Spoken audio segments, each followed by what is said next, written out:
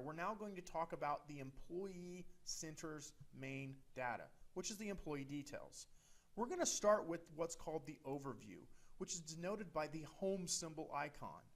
As soon as you bring up the home symbol icon or the overview page, it's going to have three main areas: your general information or overview, some general statistical data, and some personal area information.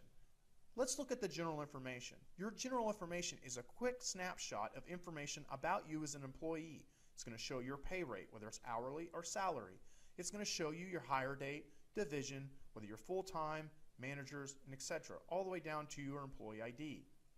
Over here, though, we see some statistical data that's related to the information shown about the employee we're looking at. In this case, we're using Matt Parsons as an example. And if you notice, there's these four blue boxes over here that says year to date, last year, month to date, and last month. This is important because based on what you select, it will show the corresponding information for which box you pick. If you pick last year's, it'll show the information for last year's. But if you show month to date, it will show up to this current month. And of course, last month will be previous month. But currently, we have this current 2018 year to date, which means all the relative information, such as allocation percentage, we see here on the left, QC submittal percentage, is all based off of the year 2018 or year to date. As we go down, we notice there's some other guidelines or statistics that are revolving around the individual we've selected, which in this case is Matt Parsons. Notice hit lines, for example. It says Matt Parsons in his green box has 0% hit lines, or 0 actual hit lines. His previous period, he also had no hit lines. But the market housing within specifically Northwest Arkansas, which Matt resides, had 17, which is 0.54%. But all of market housing had 34, or 0.47%.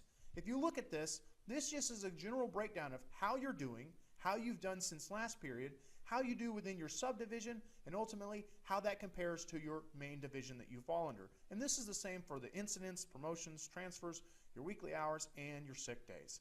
Keep in mind, other areas may be affected by selecting last year, year to date, month to date, or last month. Keep in mind which one you have selected. The next area we're going to open up is what's called compliance, denoted by what looks like a toolbox icon.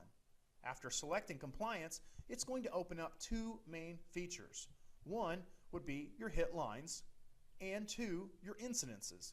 This will be an area where you can look for either yourself, or if you happen to have subordinates, you'll be able to see their hit line reports and their incidences listed out here.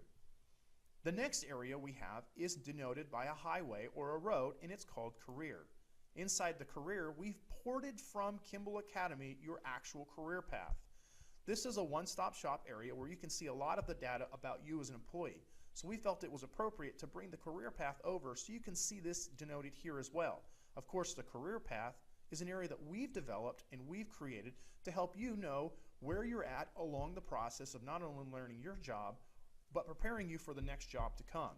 A lot of these pathways you see here, whether it's career path or safety courses or just general professional and personal development, will be located here with check marks denoting what you've done and what you have yet to do. Keep in mind though, as 2019 approaches, we have lots of changes and we're not done working with the career path.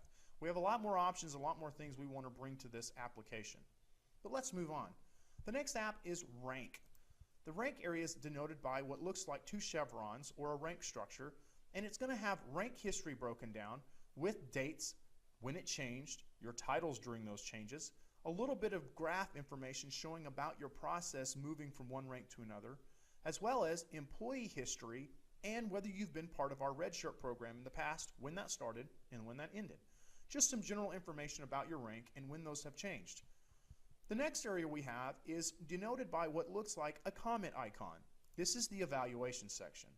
This section specifically breaks down your previous reviews or evaluations. There also gives you an idea of who your additional reviewers were during your actual interviews or evaluations, as well as your management history, if that's ever changed, and who currently is your manager.